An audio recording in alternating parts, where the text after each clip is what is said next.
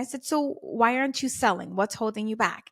And she was so brave and so sweet. And she said, I'm just so afraid that I'm going to offend someone.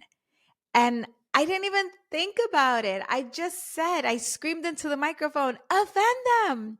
You have to be willing to give yourself permission to offend, because people are going to be offended that you dare to dream. People are offended that you're out there building your business, starting your podcast, writing your book. There are people, even sometimes your own friends and family, that are offended that you don't want to go to college, that you want to break from the quote unquote norm. And as soon as the words came out of my mouth, I was like, oh, that's good. Welcome to the Chingona Revolution podcast, where we will bring out your inner badass Latina, overcome self-doubt, help you gain clarity, and pave your own path, all while leading with courage. I am your host, Latina coach and speaker, Erica Cruz.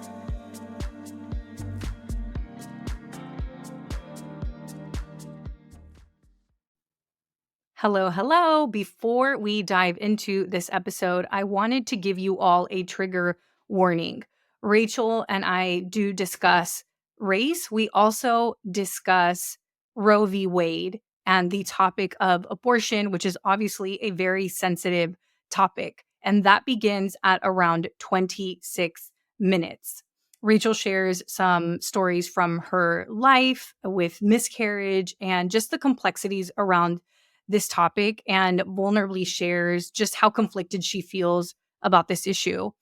And I do believe that that's the purpose of this podcast episode, to help us navigate these difficult conversations, especially when people are on one side of an issue and people are on the extreme other side of an issue. And I think this conversation between Rachel and myself is a perfect example of a conversation with two people who come from different backgrounds and have different views of the world and different spiritual practices, where Rachel is Christian and I consider myself spiritual. And while Rachel mentions that she's feeling very conflicted about where she stands on this issue, then we have me on the other end where I'm very certain about how I feel. And I think that women should have that choice. But Rachel is seeing both sides, right? And I think this conversation where we can both be amicable and listen, and I'm allowing her to share her story and her point of view. That is what this podcast is for, is to allow people to share their stories and to share their opinions. And I also want to be very clear that in no way, shape, or form are any of the statements said on this podcast from either myself or a guest, are they trying to convince you that you should change the way that you think or that you should adopt our views. I think that actually the point of this podcast episode is to help you identify your values and what your voice is. And that's exactly what Rachel stands for.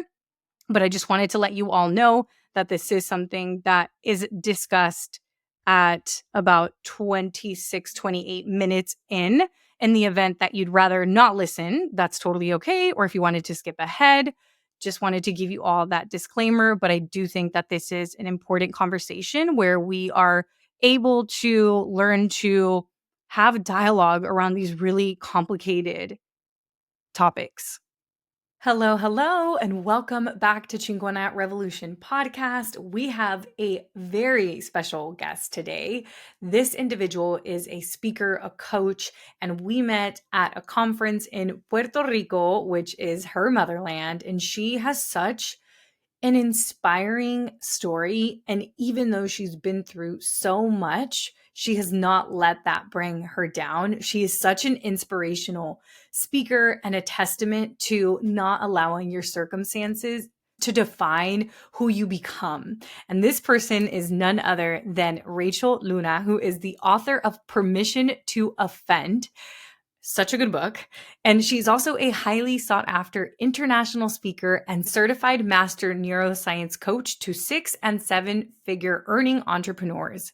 Named by Forbes as one of the 11 most inspiring female entrepreneurs to follow on Instagram, this former U.S. Marine has a reputation for inspiring confident action and helping her clients double, triple, and quadruple their income. Her clients often refer to her as their secret weapon.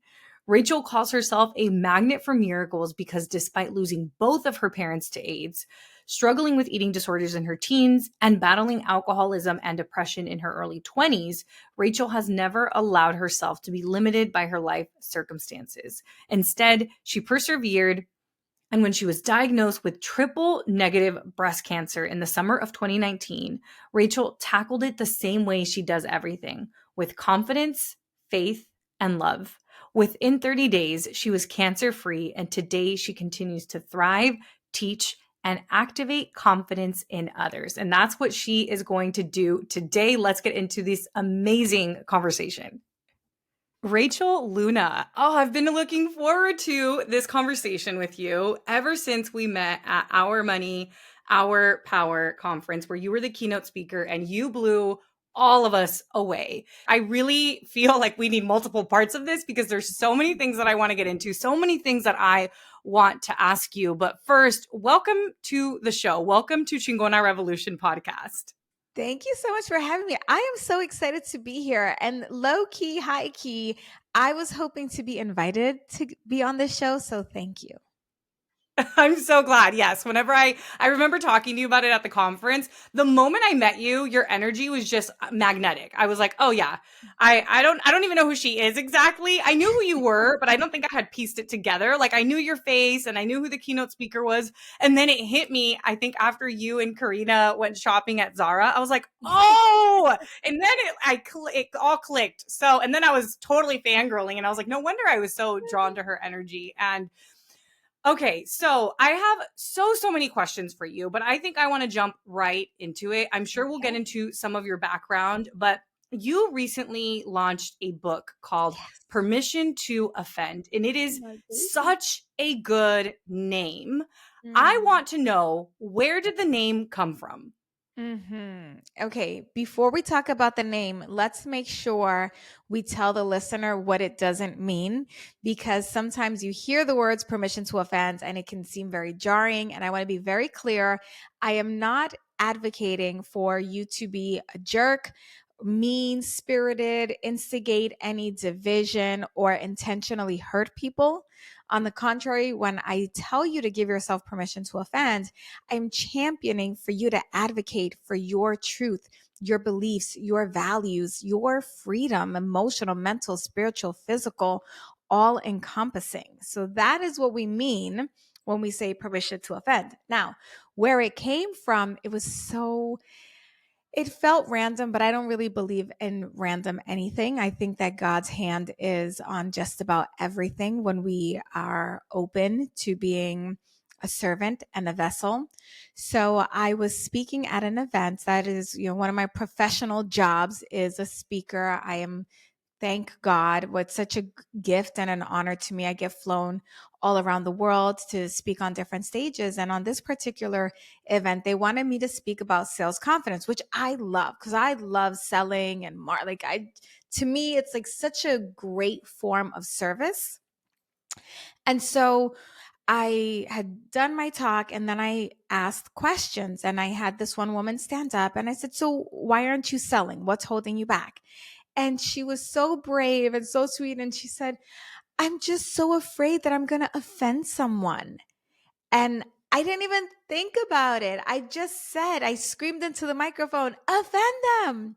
You have to be willing to give yourself permission to offend because people are going to be offended that you dare to dream. People are offended that you're out there building your business, starting your podcast, writing your book. There are people, even sometimes your own friends and family, that are offended that you don't want to go to college, that you want to break from the quote unquote norm. And as soon as the words came out of my mouth, I was like, "Oh, that's good." And then I began workshopping that concept. And I think that this is something that people don't take the time to do. Like they have an idea. And instead of testing it out and trying it on, they'll sit with it and they'll ruminate and agonize privately. Is this going to work? Should I do this? Should I not? And they're trying to find the answer within themselves. And yes, there are many answers that are within yourself. But when it's something that you're creating for the public, en masse, it's a great idea to just throw it out there and see what happens. I'm also a big believer in selling things before you fully finish creating it. So I started workshopping it. The next couple of podcast interviews that I did, they were like, "So what do you want to talk about?" And, they're like, "Well, let's talk about giving yourself permission to offend." And as soon as people would be like, "Ooh, what is that?" Then I knew, aha, I've got them. And that's, here we are years later. That is beautifully said. And I think I'm so glad you talked to us about what it doesn't mean. And in your book, you specifically talk about how we're in this cancel culture where we're told to essentially pick one side or the other, but life is not black and white, right? Life exists very much in the gray zone, and life is complex. And I feel like you did such a beautiful job of talking about that in the book. So can you tell us a little bit about how society sometimes wants us to have these polarizing opinions, but it's important to have a safe space and at least have one person that you could go to and workshop these different Hmm. ideas and allow yourself to tell yourself a different story, to use your words for it. Sure. I mean, even that question is so complex because as you're asking me, I'm searching my brain. I don't know if anybody that's watching this version of the podcast, but I'm searching my brain for examples. And because I know that this is going to go out to a larger audience beyond just you and I'm thinking very intentionally, like, what is the best example that would cause the least amount of harm? The reality is that right now, more than ever, we live in a society that is so ultra sensitive. And there's nothing wrong with being sensitive. I'm a big proponent for feeling your emotions and crying if you need to cry. And if you're offended by something, really taking the time to go introspective about it. But man, you can't say nothing these days without people wanting to cancel you right away. To even answer your question, we have to really identify, why is that the case right now? Why are we living in such a time where even thinking something that is what we were taught. Okay, let me give you an example. Hot button, trigger warning. We're going to talk about race right now. And I just want to, for the sake of this conversation, express that I'm going to mention some programming that I was taught growing up that I've had to work to unlearn. And I'm going to ask for grace if I misspeak for the sake of giving this example. By the way, what I've just done there, did you see how I like set the tone for the conversation? That is what I teach in one of the chapters in the book, is how do we even workshop these ideas without like causing someone harm? So when I was growing up, and I'm in a different generation, we were literally taught not to see color. I remember being told, don't see color. If you see color, if you acknowledge that there's a black kid, it was always like, why gotta be a black person? Why gotta be a Puerto Rican? Why gotta be a Mexican? Why couldn't it just be a person? And it was like Mhm. ingrained. I remember, if you said anything, if you gave any kind of modifier or adjective pertaining to race or color or culture, you were racist. Now, decades later, if you don't acknowledge a beautiful black woman or a Puerto Rican or whatever a part of the culture, if you don't acknowledge that that person's culture exists, you're racist. So you have to remember that what we're trying to do right now is learn and unlearn and figure out where each person from multiple generations fits into the fabric of this society. And it is hard because back in the day, remember, the internet is still new. I am part of the generation, and I'm not making excuses. I could hear someone saying, like, this is the problem. You're making excuses. This is not an excuse. This is reality, right? You're dealing with multiple generations where we did not have the internet until I was a teenager. Some of the people listening to this show don't even know what a world without a cell phone is like. Like when I was growing up, cell phones were a new thing. I can't believe you have me aging myself like this. Girl, come on now. So, but it's okay, right? Like these are the conversations that we have to have. So when you Mhm. say your original question, you know, why is this? Like, how do we do this? How do we workshop these conversations? It's first acknowledging that there is a generation gap, acknowledging that there have been advancements in technology that now give us more access than we ever had. So you and the proverbial you, right? You at large have had access to the information superhighway where you could know what gaslighting means, what race theory is, what color blindness is, like Mhm. what pronoia means, all of these things where there are other generations where none of that there was no access to that information. So you're asking Right. us to now collapse the catch up. And that is work that needs to be done. So to be clear, that work all needs to be done. But what we need while everyone is catching up, while each generation is sort of getting on board with where we are in society, is there needs to be a call for more grace, more compassion, and more empathy. And there needs to be a general understanding that some of us are going to get, not some of us, all of us are going to get some part of it wrong at some point in the journey. And can we allow for curiosity and conversation instead of condemnation and cancellation? How do we do I this? love that. Right? Oh, that was a mic drop moment. How do we do this? So good. So, the way that we do this is first of all, you got to know who you are before you can even start trying to figure out who someone else is. And until you're clear with who you are, with what you've learned and what you need to unlearn, don't get into the conversation. Don't start throwing those daggers because at some point you will be the target. So first of all, what do I Mhm. believe? What do I value? What have I learned? And do I still believe the programming that was instilled upon me by my caregivers, my parents, my teachers? You know, growing up Latina, we're told a lot of messed up things, right? Like Yeah. más bonita calladita, or those little Mhm. no digas nada, don't you dare say anything, don't you dare step out of line. I remember one time, man, I'll never forget this. We're at Payless, right? And my grandmother's with us. She's visiting from Puerto Rico, and she said something about me learning how to cook. And because one day I was going to need to cook for my husband. Now, mind you, I grew up with a single mom because she wasn't my Mhm. biological mom. My biological mother passed away when I was 3.5 from AIDS. And my godmother, who is my mom, basically inherited me. So she didn't have a husband when I landed on her doorstep. I didn't have that picture of a mother, a father, and a mom serving the husband, as it were. I grew up with you're a strong, independent woman. You don't depend on anybody. Go get your career. You don't need a man. Okay. My grandmother, very traditional. You're supposed to serve on your husband, and all the women in the family need to cater to the men. So my grandmother says, you need to learn how to cook so that one day, you can cook for your husband. And I said, who says I'm getting married? And what if I want to be a lesbian? And my mom came from around the rack of the shoes and popped me right in my mouth.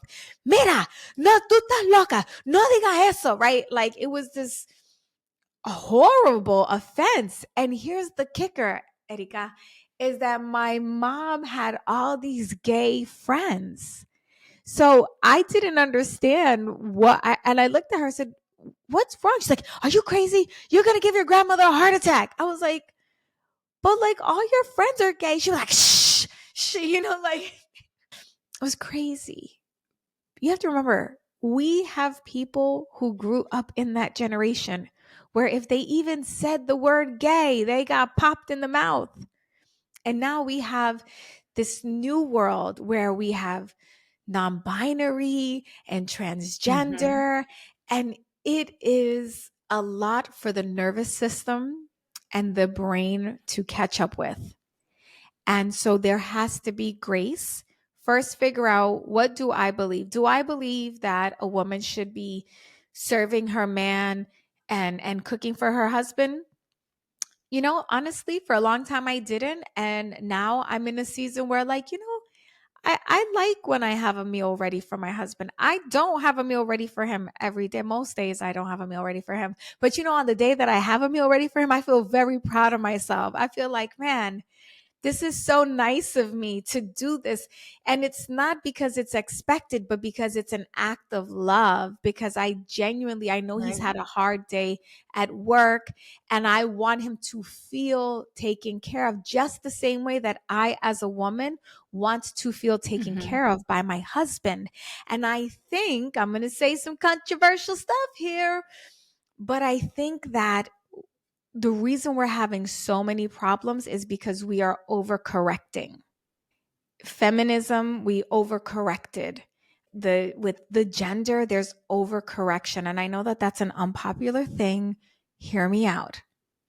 When I say that we're overcorrecting, it's that in our attempt to right the wrongs of the past, we've forgotten what we stand for and what we believe and value. And we've forfeited our personal values to acquiesce to someone else's definition of societal values. And this is why I Mhm. say, and why I'm such a proponent in my book, Permission to Offend, is to first figure out what you believe and what you value and take a passionate stand for your truth and your values while also holding space for the values and the beliefs of other people. As a Christian woman, I am still every day reconciling a bunch of things that are part of our society. But you know what I do value? I value people feeling seen, heard, and understood. That is a deep core value of mine. And so, because I value that, when I meet people who have beliefs or ideologies or lifestyles that are different than my own, before I Mhm. rush to be understood about my Christian values, I start asking questions and I try to get to understand them, because I want people to always have some sort of as safe as I can provide. Because I can't guarantee, I can't control your experience of our interaction. I can only just say, like, I'm interested. Tell me more. Why do you believe that? Where do you come from? And so, really giving yourself that space to question your beliefs, question what you've been taught, and ask yourself, do I still believe this to be true? And this is especially important, first and foremost, with our relationship with ourselves, but really with our relationship with the people whose opinions matter to us. Because the reality is that the world has a Mm. lot of opinions, and at the end of the day, other people's opinions are Mhm. none of our business. Like, what some Yep. random person listening right now that I don't know, that might not even be my ideal community member, thinks about me is not my opinion. Mhm. However, my ideal community member, my mom, my husband, my best friend, fulano de tal, that has been an old family friend, their opinions matter to me. And I have to reconcile, how do I take a stand for my values and my beliefs, honor and respect where they're coming from without giving in to make them feel better about their truth. It's a So lot to say, powerful. but I'll stop We could there take for a this moment. so many different directions. I'm like, where do I want to go from here? Because you said so many good things. Mhm, So I think, as we're talking about other people's opinions, I think mhm, that is the number one thing that stops people from taking action on their goals and dreams of like, ¿qué va a decir la gente? Or mhm, to use the three fears that you talk about in the book. You talk about judgment, rejection, and defamation. mhm, Tell us a little bit about these three fears. And when we were at the conference, I heard you talk about your experience with rejection in your life. mhm. So, can you tell us a little bit about these three fears? And if you would like to use some Sure. examples from your life, because as before we started recording, I mentioned to you, most of my clients and most of the people listening to this podcast, they have a goal, they know Mhm, what they want to do. It's just that fear and fear of being judged, fear of being mhm. rejected, fear of Yeah. what people, will say to someone else about them. So I'm going to stop rambling and let you talk. You're not rambling. You're describing it beautifully, actually. So thank you for that. I see you have read my book. So here's the thing. the three fears that we tackle in the book Permission to Offend: judgment, rejection, defamation, right? What will they think? What will they do? Who will they tell, and what will they say about it? Are like across the board, all of us, every single human being has experienced those fears at one point or another. The cool thing about judgments is that judgments are automatic. The first judgment is automatic, I like to say. The second judgment is a choice. So I have a master's certification in neuroscience. I also certify people to become neuroscience based life coaches. And one of the things that I learned over the years and through some studies is that when the when someone is walking towards you, your brain is forming a judgment 8 seconds before you have any facial recognition of who that is coming towards you. Isn't that interesting? Like for 8 whole seconds before your brain realizes, like, oh no, that's just Erika, your brain is already Mhm. deciding dangerous or safe. And that is from a combination of circumstance, environment, appearance, sound. All of the senses are involved, right? So, like, let's say, for example, I'm Mhm. only 4'11" and a half. So, when you meet me in person, listener, The half matters. the half does matter, but I just want you to be prepared. So, you don't say to me, oh my gosh, you're so much smaller in person. I'm little. I just look big on screen. So, anyway, say, for example, I'm walking down a dark alley. It's 2 o'clock in the morning. I'm by myself and I see a big, giant figure walking towards me. Even just imagining that scenario, my heart is like beating a little bit faster. I found my breath getting a little short because my brain already knows, like, uh-oh, you've been taught to stay out of dark alleys as a woman by Mhm. yourself in the middle of the night because that could be some rapist, mugger, sex trafficker, whatever, right? But then if I think, well, who could that be? That big burly man walking towards me is my brother. Totally safe. But until I could actually get to see his face, I was terrified. So the judgments are going to happen. What I like to Mhm. say is that when the judgment happens, that means I have your attention. And I want your attention. I want you to see me, hear me, hopefully understand me. But even if you don't, if you're still looking at me, if you're still judging me, I have an opportunity to do or say something that will help you understand me a little better. And we can have some, and maybe you don't understand me, but maybe I'll give you a nugget to just stimulate your own thought, help you come to a new level of understanding with yourself, a new level of integration. I don't know, but that would be cool. So don't fear the judgment. In fact, embrace it because the judgments of other people just help you. It actually gives you a lot of feedback, right? So when people are judging me, I remember one time, oh man, this was good. Okay. Do you remember when the abortion laws were overturned, when Roe v. Wade was overturned? By the way, Yes. I never thought I would ever see that in my life. I never thought that that would even be a possibility. So that just lets you know, like, no matter what you believe, like just the fact that things like that are still happening, everybody's value system is being shaken up to some extent. Okay. Now, I knew that if I said anything about good or bad, that that was going to get me in like major hot water with 50% of my audience. Because remember, Erika, I'm a Christian. And so Yeah. if I said anything like, oh my gosh, this is terrible for women's rights, we've just been set back whatever years, my Christian community, I would never hear the end of it. If I said, yay, victory, babies' lives are being saved, like this is what we need more of, my feminist side of my community, they would have a field day, right? And here's the reality is that I serve both of those communities. So I said, either no matter what my truth around this is, do I am I willing to go to bat for either side of that flag? And my thought process was no, not today. That's not my ministry. That has nothing to do with like the way that I want to help women be liberated, right? And so the way that I choose to help women be liberated is to help them get in touch with their truth.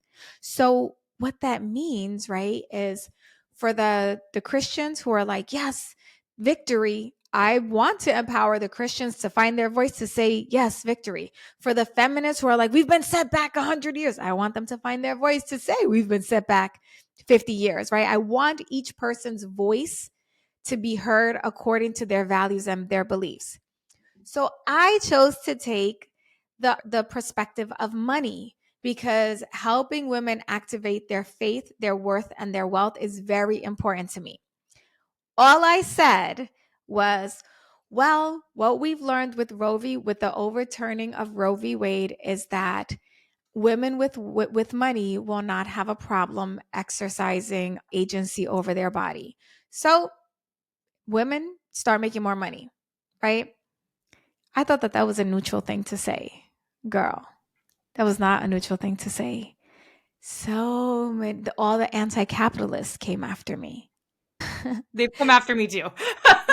The anti-capitalists came at me hard. It was like the ultra feminist anti-capitalists. Remember, I said that we have my perspective, my belief is that we have a problem of overcorrection. So the like ultra feminist, ultra anti capitalist came for me, and they just had a field day. Here's what I learned about that situation. Number one, when there is a hot topic, something fresh, hot off the press, I don't get involved. I don't make my opinion known in the first 2 weeks. I'm okay not being part of the trending conversation because what I've learned, especially with the work that I am here to do, some of you, you belong part of the trending conversation. Some of you, like your mission is to be the voice on whatever side of the aisle you are on that trending conversation. Because my ministry is to help heal and to bridge gaps and to have each side of the aisle heard and seen and hopefully understood to a degree. It's never going to be in my audience's best interest for me to get involved on the trending when everyone's emotions are like inflamed. It's best to let all the ultra overcorrectioners, the keyboard warriors, have at it first. And then, like, let it relax, let it simmer, because what happens is that by the time I join in the conversation, people have had a moment to think about what they really believe, not what they're responding Mhm. to. And here's the thing, our thoughts and our beliefs are continuously updated based on what we're consuming, based on what we're being exposed to. So, little pro tip out there for you content creators, and you're like a double, you ever play double dutch? Or maybe nobody plays double dutch anymore. Okay, Yes. like with double dutch, you got to know when to get into the rope, okay? Because Mhm. especially if you play with the cable wires. See, I don't even know if they play with cable wires anymore, but that's how I grew up, okay? So we used to play double dutch with the thick ass cable wires, and you don't even know what an ass whooping feels like until you get hit with a cable wire. Okay, so the ropes are going, and you have to like, calculate when you're going to jump in there. Mhm. And because if you don't, you get whipped, and those cable wires leave a welt. So pro tip for my content creators out there who are like, I want to have a voice in the conversation, but the conversation is not really part of my ministry, right? Like that's not really what my niche is about. Let it simmer. Let that boiling pot cool down, and then go get in there, because then other people will have formulated. The other tip is that before you start really getting into any kind of hot topic conversation, before you start giving yourself that permission to offend and speak your truth, take time and figure out, what do I really truly believe about this situation? And to be honest with you, like, I'm going to say this, I've refrained from saying anything, but today I hope I feel safe. I hope I'm safe enough with your community to say this. I still don't know how I feel about Roe v. Wade. I've thought about it. I've thought about it from so many different perspectives. And one of the things that I think is a gift of mine is that I have enough compassion and empathy for both sides.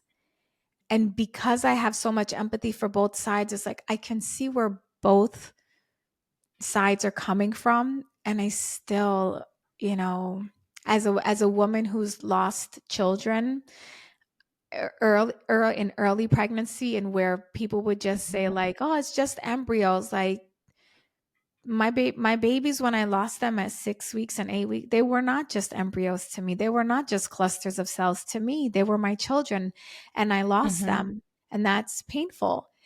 And I also think of, the woman who was raped and who Mhm. doesn't want to have that painful reminder.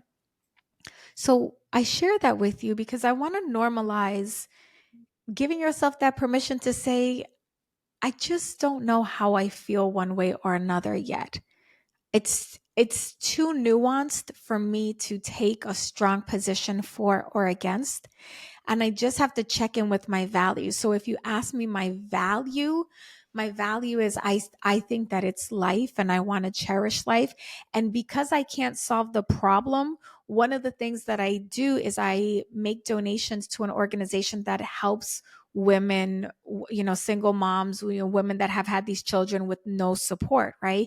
Because I think if you're going to be part of the be part of the problem or complain about the problem, you should do whatever you can to add to a solution. Not everything has a solution, but can you do your part? Mhm. So, if anyone has strong feelings about what I've just shared, I am open to hearing your feedback. My request, though, if you're going to come at me, is that before you do that, grab a copy of my book, Permission to Offend, and just learn the language of empathy, and just be thoughtful in your at me. Like when you come at me, be thoughtful about it and be respectful. And I'm going to be respectful in my response to you too, because I deeply care about seeing you, hearing you, and understanding your perspective. I can't promise you that I won't judge, because I've just shared with you that judgments are automatic, but I will dismiss my Mhm. first judgment, and then I will choose a judgment that aligns with my values, and I'll ask you more clarifying questions. So, Erica, everything that I'm doing here, you see how I'm like just even mirroring. This is the Yeah. language, this is the work, right? It takes so much more work than to just be a loudmouth New Yorican, which is what I am by nature, and say like, don't come at me, y'all, I just had an opinion. No, because if everyone is saying don't come at me, but everyone is giving their opinion, then we don't have dialogue. We have a bunch of people giving monologues. Exactly. So Yeah. I okay. feel like what your book is doing is it's creating this safe space for us to have these very vulnerable conversations that Mm, are very nuanced, right? And it goes back to what we yes. were talking about at the beginning. It's not black and white, and everybody's situation is different. And then our lived experiences are different. And then add, to your point about it's the hard part of life isn't just learning things, it's also the unlearning and realizing Yes. what conditioning we were programmed with. And you've talked about money or wealth a few times, and this is one of the topics I wanted to talk to you about. And I think growing up as Latinas, we are told that, money is evil and Mhm. we should be humble and we should just keep our heads down and work hard. But one of the things that you opened with whenever you gave your keynote speech was that you are here and alive today because you are rich. So Mm. can you tell us a little bit about how building wealth has allowed you to be where you are now? And if you had to do any of that money work, because I'm also aware from meeting you at the conference and hearing your story that you essentially grew up in two different dynamics, one that was Mhm. a little bit more abundant and one that Yeah. was a little bit more in scarcity. Yeah. So thank you, because I always forget to even mention these parts of my story. If you've ever read the book Rich Dad Poor Dad, where he talks about his rich dad and his poor dad, it's a money book. It's a great book, by the way. So I grew up with like rich mom, poor dad is the best way I can describe it. And we were not rich by the definition of rich for today, but we were well off. So my mom that raised me was a registered nurse, and it was just us. So we lived well. I went to private school. I had vacations and dance classes, and we could afford to eat out a couple times. Like at least once a week, we were eating at Sizzler. Do you remember Sizzler? Or maybe not. I loved Sizzler. I do. Yes, I do. Their fried shrimp was so good. Anyway, so or Chinese food. Like I have these great memories of going and having like Chinese food and egg rolls with a great Welch's soda. Like these were luxuries, right?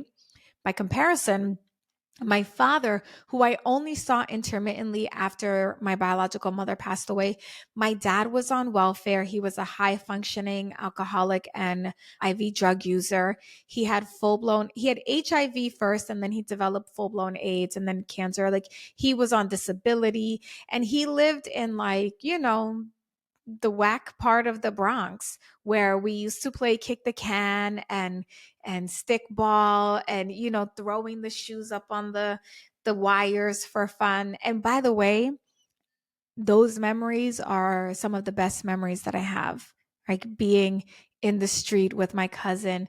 But it was also a very dangerous environment. I remember one time my dad had me out middle of the night, with his friends out in front of the building, and I was tired and I was thirsty, and I was like, "Daddy, I'm thirsty." And he gave me a sip of beer and he was like, "Here, this will quench your thirst." Like I'm a little kid, 3 4 years old, having a sip of beer. So I grew up seeing two different worlds.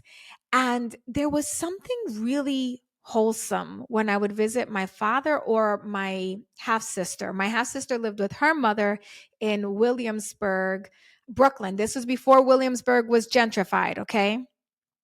Just it was a different time then.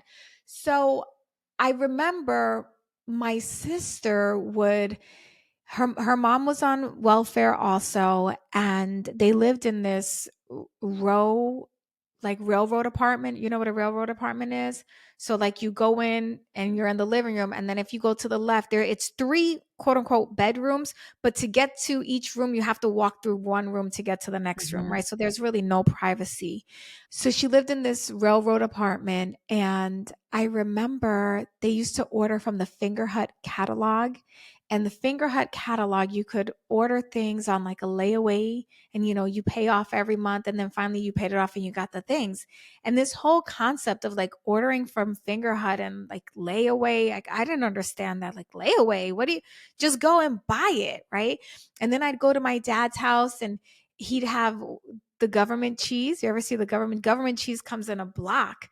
And I remember my dad would slice it thin. And by the way, thank you for indulging me as I share these childhood memories, because at that time, I didn't think anything of it while I was there with my dad. But when I would go home and I would say to Mhm. my mom, like, "Can we order from the Finger Hut catalog?"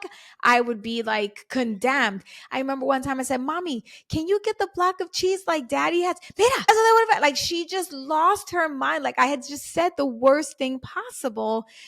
And Mhm. I remember she said, like, "We will never.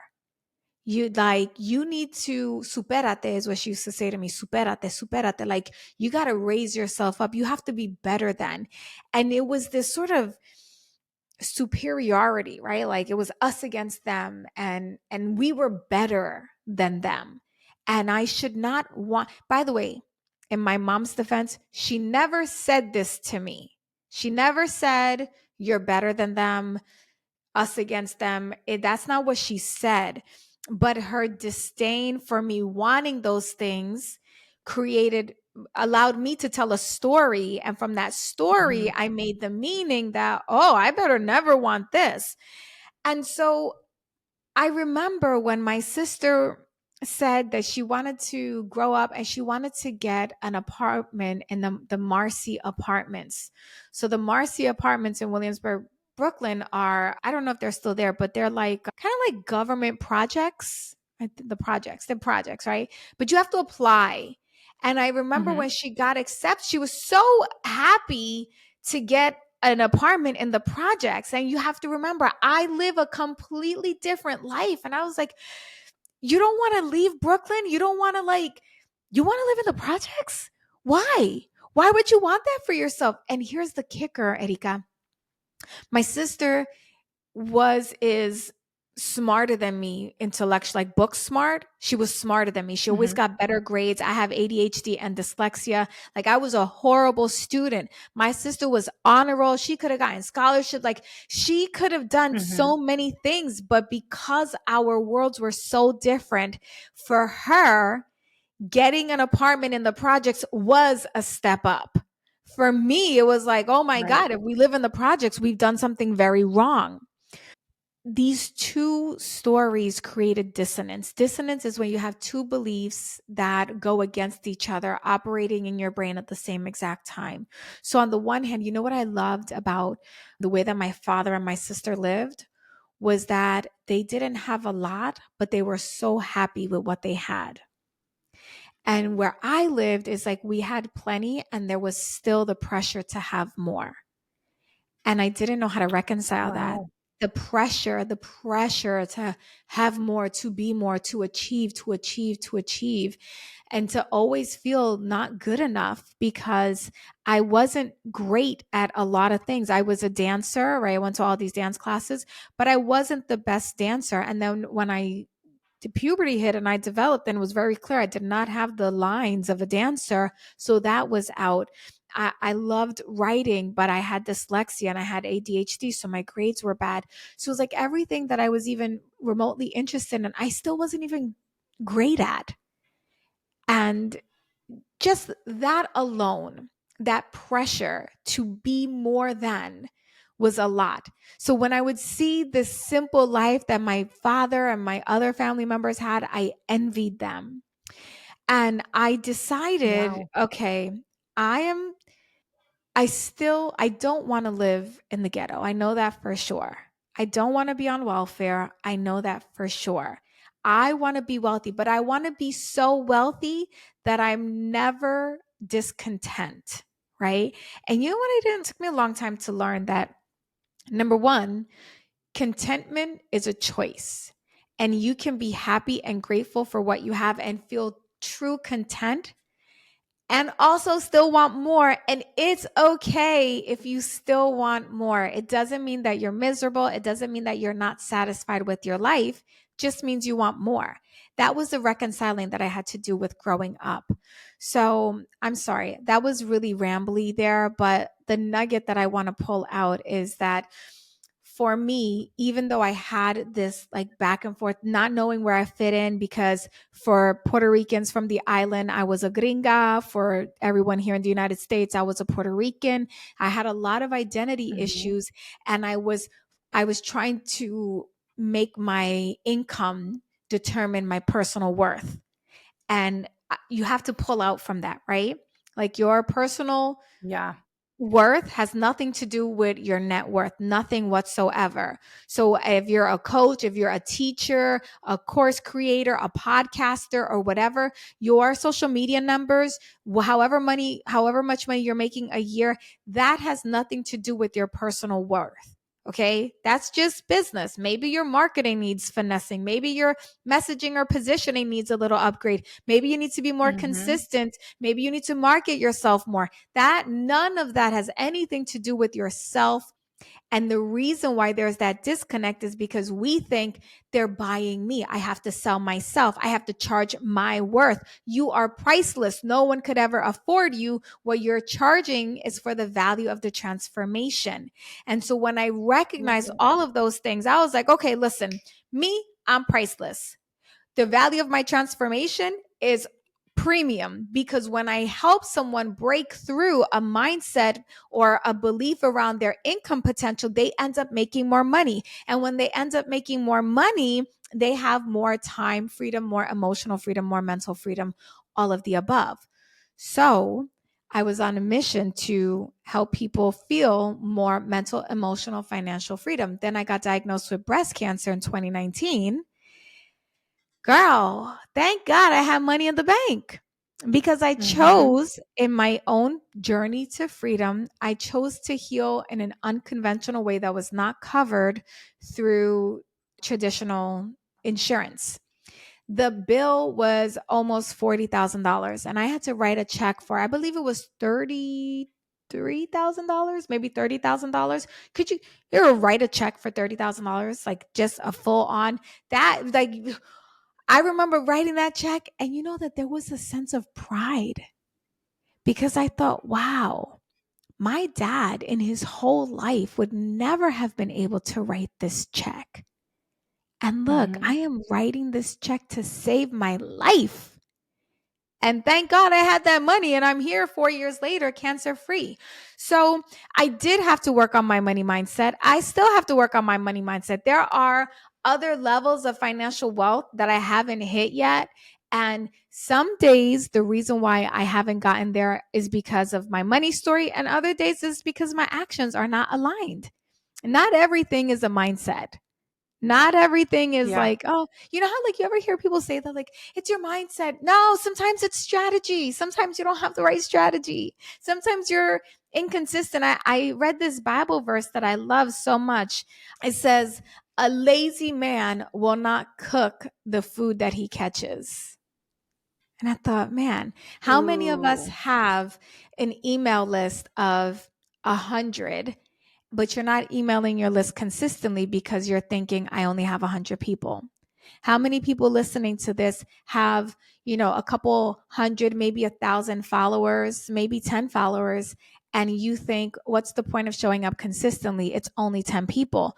Those are 10 human beings whose lives you have the opportunity to impact. An audience of one is still an Exactly. audience. And if you got that Yep. one person judging you, give them something to judge. That's the only way the transformation is going to happen for them and for you. Yes. Oh, that's so well said. I want to go back to one of the things that you mentioned about how sometimes people will equate their worthiness to their Mm. paycheck or their Mhm. worthiness to, how successful their business is or their worthiness to their numbers. And I actually see this as a block with my clients a lot where they're waiting to get that first paid client in order to call themselves a coach, or they're Yeah. waiting to reach a certain number of followers to start being consistent. But no, Mhm. it's the opposite. Like you have to know that you're already worthy because you're inherently worthy. That is your birthright. And then show up as that person, Yeah. right? So Yeah. I mean, you just told us about your experience, but I'm sure your clients have gone through this as well.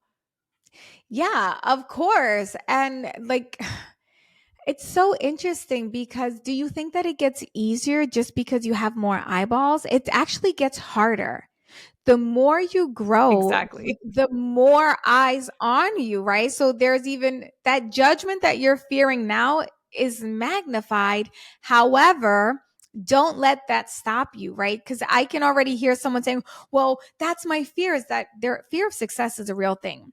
We focus on Hmm. people having a fear of failure, but fear of success, I think, is more dangerous than fear of failure. Because at least with fear of failure, you might get up and try again. But some people won't even make an attempt because they're afraid of what's going to happen when they reach that success. Will they be able to sustain it? What will their parents think? What is the cousins going to say? So one thing I want you to recognize is that, Especially in our community. oh my God, in the Latino community, everyone has so Yeah. many opinions. Like you Yeah. stop trying to please them. One of the things I say in my book, Permission to Offend, is give yourself permission to disappoint others so that you stop disappointing yourself. Yes. Period. So with other people, man, I lost my whole train of thought. Whatever. You'll ask me again if it was, did I not? I didn't answer the question, did I? It's that ADHD coming in strong. It's a thing. I'm pretty sure I'm dyslexic and ADHD as well. I'm just undiagnosed, so I'm like, we're in the same boat. But you know what the funny thing is? Like years ago, doing an interview like this, if I had lost my train of thought, I would have gotten off the broadcast and be like, oh my gosh, what's her audience gonna think? They're gonna think I'm so dumb. I'm not a good coach. Like I'm all over the place. And now I'm like, oh, this is just my ADHD brain. And it's fine. It doesn't make me less than, right? So this is where knowing your Exactly. worth and your value in the work that you do and the service that you provide. So if you can take a look at your body of work and judge it for what it is, not for who you've been, that's going to give you more courage. That's going to give you more confidence. as you start, if you're Mhm. waiting for X number of followers before you are consistent, like that is, I can't even begin to tell you how ass backwards that is. There's no sugarcoating it. It's ass backwards. Exactly. There's like no sugar. I was trying to think like what's the most compassionate and empathetic way I could say this, but no. Some things I'm just going to say to you straight up, real talk. It's ass backwards because you want your audience to grow with you. The way that people have this like Exactly. investment in you and what you're doing is that they were there for the journey. They've seen your progression, right? There's a reason why I've been a coach for 13 years. There are people who have been with me from my very first email back in like 2009. And here we are, 2023, and they're still rocking with me. Why? By the way, some of them haven't been there the whole time. They leave, they come back, they leave, they come back. Your growth is going to trigger some people. So some people are going to leave. There will be a Ooh. moment where you do or say something where you get a mass exodus. This happened to me about 4 or 5 years ago. I said something about, I'm a Christian, and I don't remember what I posted. Oh, it was something like, if only people would turn to God, the creator, the way they turn to the universe he created. Oof. People were big time mad at me. I'm telling you, followers unfollowed me in like a 3 hour span. Oh, well. They didn't like what I had to say that Mhm. day. That has not stopped me from changing thousands of lives in the aftermath of that. So I am never concerned about the people that leave. I'm only concerned about the people that are here and now today. Those are the people whose lives I can change. Those are the people whose lives I can inspire, breathe some life into. The word Mhm. inspire means to breathe life. And I am here to help breathe life, to help you heal so that you can live in like the biggest freedom expression of yourself in all areas. So, people going to leave, they're going to come, whatever. Keep showing up. Stop waiting. The waiting is your downfall. It really is. It really, really is. So, Rachel, I think people look at your brand, right? They look at you and they're like, okay, Rachel is an incredible coach. She's a published author. She's a breast cancer survivor, all of these different things. And they probably assume that you have everything all figured out and that you no longer have to deal with those three fears of judgment, rejection, or defamation. So tell me a little Yeah. bit about what is it that you are currently working on that's allowing Yeah. you to face these fears and overcome them? What are you talking about? You said it. I have no fears. I figured it all out. No, just kidding. Oh, I'm a human being. And so every day at some different point, the fears come up. I believe that fear is a spirit and you can tell it to go right back to hell from where it came. So some days that helps. Some days that doesn't help. And I have to go into my neuroscience and think rationally and logically like, okay, what's happening in my brain? Why am I so afraid? Why is anxiety plaguing me right now? Like, let me really think about this. What do I believe? What's the story I'm telling myself? By the way, this little process that I'm mirroring for you right now is in my book in chapter 1. It's called The Framework for Freedom. So I am a proponent of my own work. I practice what I preach every single day. That is important. Mhm. Speaking about like why some people don't take action, it's not just the fear of judgment or whatever. It's because they're out of alignment, because they're trying to help someone do something that they are not doing in their own life. Right? They're trying to help someone climb some mountain they don't know how to get to the top of, or some mountain that they've gotten to the top of one time, but they stopped doing the conditioning and the exercises that gave them the strength and the endurance to get there in the first place. So if Yeah. you are feeling like a lot of imposter syndrome, if you're feeling all of that, that is a surefire sign to you to be the first partaker of your gifts. So this is true story. Mhm. Look at my book. I don't know if you're not watching this, I'll describe it to you. But Erika, I'm showing you my book, right? And you see that Mhm. what do you see? Sticky tabs, right? Yep. A bunch of All sticky over this tabs. book, bunch of sticky tabs. Look, I highlight this book. I do all the things. I wrote this. I wrote every single word in this book. And yet I opened my own book because I have to remind myself of my genius. I have to Yeah. remind myself of all the wonderful things that I've created, the tools that I've created that I can lean and share with others. So the thing that I've launched this year that really, girl, oh, you want to talk about being scared?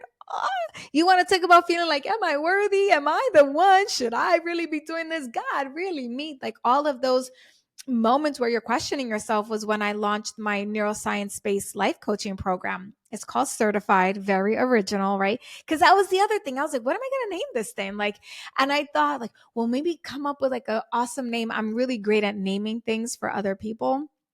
And I was like, you know what? I'm spending too much time on something that doesn't really matter in the grand scheme, right? Because I can always Mhm. change the name later. And this is Exactly. for those of you that are like my overthinkers. Listen, you're spending so much time agonizing. One of the things I love to say, and I say it in the book, is make a decision and make it work. So I said, you know what? I'm agonizing over the name. Forget it. I'm going to call it Certified with Rachel Luna. And that's that. And then I began, the next fear was like, well, what am I going to teach? I have so many things to teach. And how do I condense it all into 6 months? And should I write the textbook first and then do the thing? But then I remembered exactly what I told you earlier. I believe in selling and then creating, because when you sell something, that helps you validate the idea. If people buy it, then you know there's a market for it. Then you can invest the time in building it. And I am never afraid to get a deposit and have the start date be a month or 2 months later while you're figuring it out. Mhm. If you, first of all, if you're good at what you do and you've done a good job of positioning and marketing yourself, people will buy it because they already know that they can count on you to deliver whatever it is you say you're going to deliver, even if it's in the future. So that is Right. the consistency piece, right? That's putting in the work. I've been doing this for 13 years. I've built up that equity.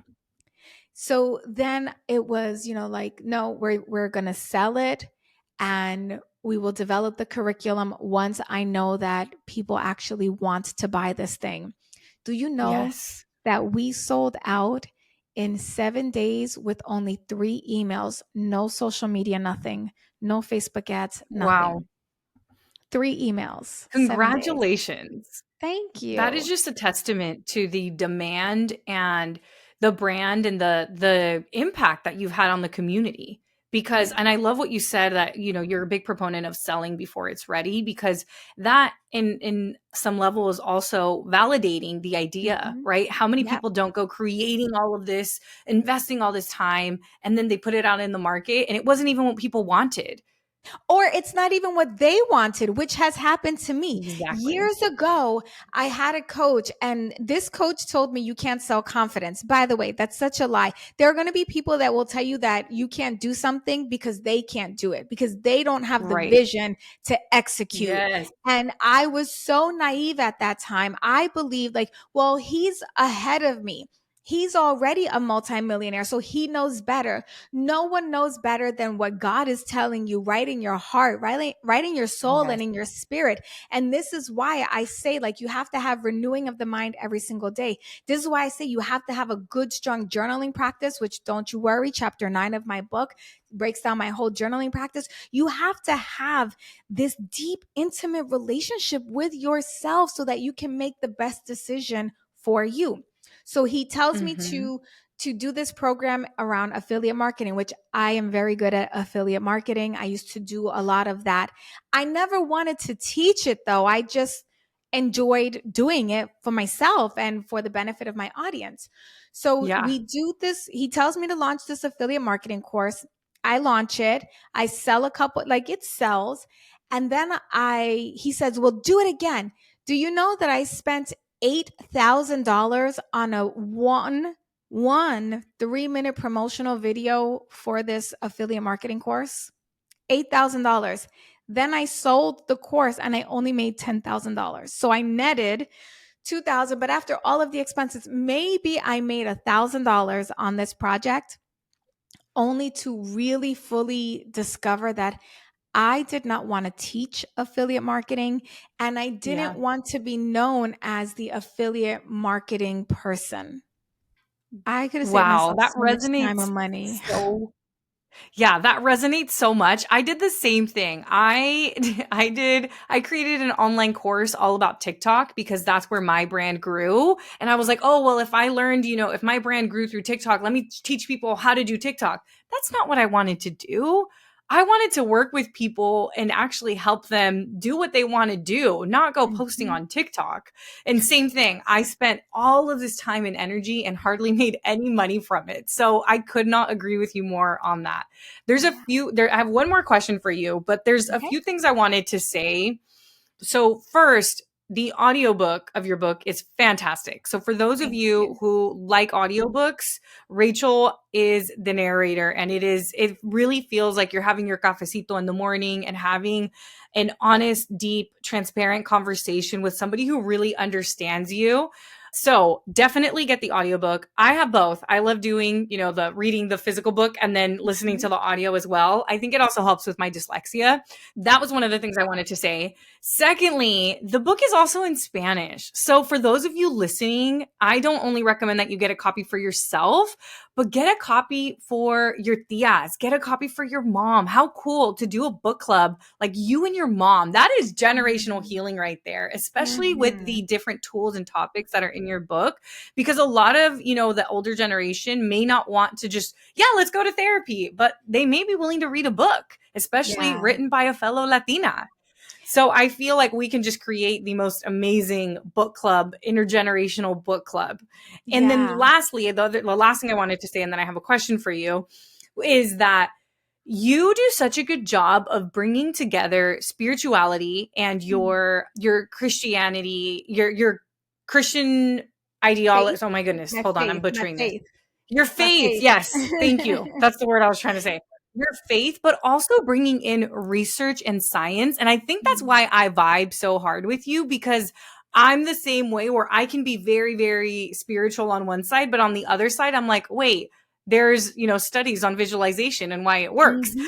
And those two things can coexist so beautifully. And you do such a good job of bringing together faith and science in Mhm. a way and neuroscience, right? Your faith Yeah. and neuroscience to help people change. And I think it's just such a beautiful, beautiful combination. Let me stop there. Did you want to comment on anything that I said before I Oh, ask I you my wanted last to really question? quickly mention about the mother-daughter thing. In the book, there are actually a couple of stories around like the mother-daughter relationship and living up to our expectations. I definitely highly recommend because at a minimum, it will help you and your mom learn how to communicate in a much more nurturing, supportive, compassionate, and Mhm. empathetic way, especially if you're a Latina branching out from what your mom and your parents wanted for you, this book will help bridge that Right. gap. Oh, Yeah. that's beautiful. That is so beautiful. So I guess this is actually the second to last question. So the Okay. last question I want to know where people can find you, but the second to last question is as a breast cancer survivor, Mm. how has that experience changed you as a human being? I feel like I'm so much more mellow. So before breast cancer, I was like, go, go, go, hustle, hustle, hustle, like achievement, achievement, achievement. I have You were to. also in the Marines, right? Yeah, but I mean, I had already been out of the Marine Corps for, well, almost a decade by the time I was diagnosed with breast cancer. So that Okay. part of my life was over. I had already been, entrepreneur for quite some Mhm. time, but I was like fixated on this particular dollar amount. And I kept thinking, like, seven figures in a calendar year or seven figures in the first 6 months of the year. Like, that's when I'll make it and that's when I'll be worth it. And just, it was so dumb. And, Mhm. and I do mean it, it was dumb.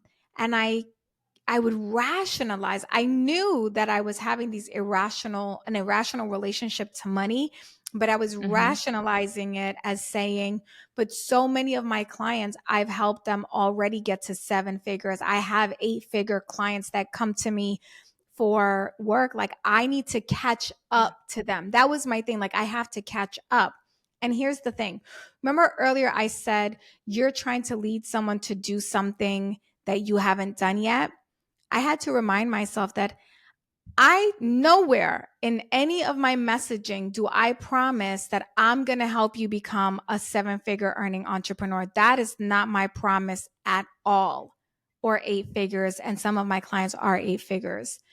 My Mhm. promise is that I will help you find emotional and mental freedom, that your faith, your worth, your vision, your identity will expand, your capacity will expand. And I can help you do that whether you're making $0 or whether you're making $10 million a year, $14 million a year, right? Because none of the work that I do Mhm. has nothing to do with your bank account, right? It helps. Mhm. And some people do end up making a lot more Right. money afterwards, but that's not the mission. So as you're Yeah. thinking about your own business, think about like, what is my mission? And am I really like, what am I helping them do? And do I know how to do that? And am I actively using those steps day to day? So that was the part. What was the question? I'm sorry. I went off on a tangent. How breast cancer changed you Oh, as a yeah, yeah, human yeah, being. yeah. So when I got diagnosed with breast cancer, I had been like this uphill battle. And then it's something interesting, right? Because when you are looking down the barrel of a gun, that's what it felt like to me when I got Yeah. diagnosed. I felt like, "Oh my God, at any minute, like life is going to be over." And I had those irrational thoughts, but I also had a lot of faith of like, "Nope, I'm going to survive. I'm going to thrive. One and done. Like, I already know that I am going to be delivered from this." It made me really respect the cadence of life. It made me Mm. really respect and value every single day as an individual day. And so instead of like forcing myself to look towards this 15, 20-year vision, which by the way, you do need that, right? Because you have to have a strong, compelling reason to live beyond the day. You have to have one Of of the things course. that they teach you when you're healing from the emotional side of breast cancer is you have to have a strong will to live and things to look forward to in the future. So you have to have Mhm. that, but it was very much like you're stressing for what? Because stress oxidizes in the body, and all that oxidized Right. stress just creates such a hospitable environment for cancer. And my mission is to create an inhospitable environment for cancer. So for me, cancer was one of the greatest teachers. And very early on, I decided I wasn't going to be at war with cancer. You know, a lot of people say, like, F cancer, you're Yeah. in the fight for your life and you're in a battle. Yeah.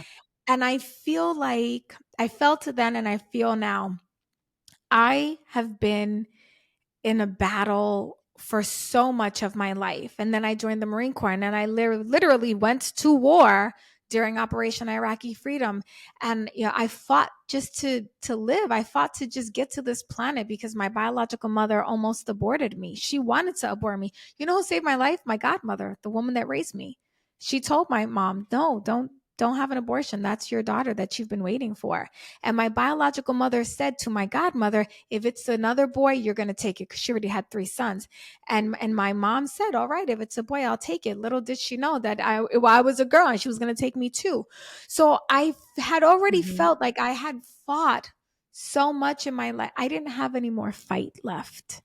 I didn't want to fight. I was going to love my way through the journey. I was going to be curious. So every time, sorry, it's like takes my breath away. But like every time I had a hard day, and you have so many hard days because you just don't know, right? Like you have an expectation, right? I say this, you can be confident of the destination but still be afraid of the journey. Like I knew that I was going to be healed. I Mhm. knew that God was going to deliver me, but there were so many steps in that journey and there was so much Yeah. hard work. And I didn't want to do the hard work. I just wanted to be healed, right? Some of us, we don't want to do the Yeah. hard work in our business. We just want the money in our bank account. We don't want to do the hard Mhm. work of showing up consistently. We just want a million followers. And that's just not how it works. So I decided that every step on the hard days, I would just say, like, okay, what are you trying to teach me today? What is it that I need to learn about myself today to help me get through this day? Like, do I need to show myself more love? Do I need to show myself more empathy? Do I need to ask for help? You know that some people don't have what they want because they don't know how to receive. Do you know that receiving is also an action step? Yeah. And that some people don't let themselves be taken care of. Some people don't let themselves be fully supported. Some of you have so many resources available to you, but you're not accessing them. And so cancer just gave me so many gifts, and I mean it's really helped me work on my relationship with fear, because for the first Mhm. 18 months I was terrified every single day. Like every day, that thought of like, is it going to be back? Am I going to get a scan today? And is today going to be the day? Is, am I going to get my lab work back? And is today going to be the day? And that is no way to live. And so I had like, that's why Yeah. I take such command, and I challenge every single person listening, like, take captive of your thoughts. That's a Bible verse. Take captive of your thoughts. And so, science based, take captive of your thoughts because you can reframe them. There's Yeah. neuroplasticity, right? And so, you have to Right. pay attention to the thoughts that you're thinking, harness them, and ask, is this the best thought for today, for this moment? Is this thought helping me or hurting me? What is the most powerful, helpful thought story I can tell myself today, and how can I amplify that?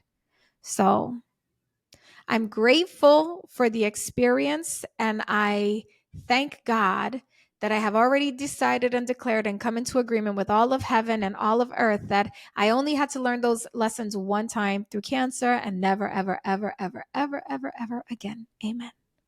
Amen.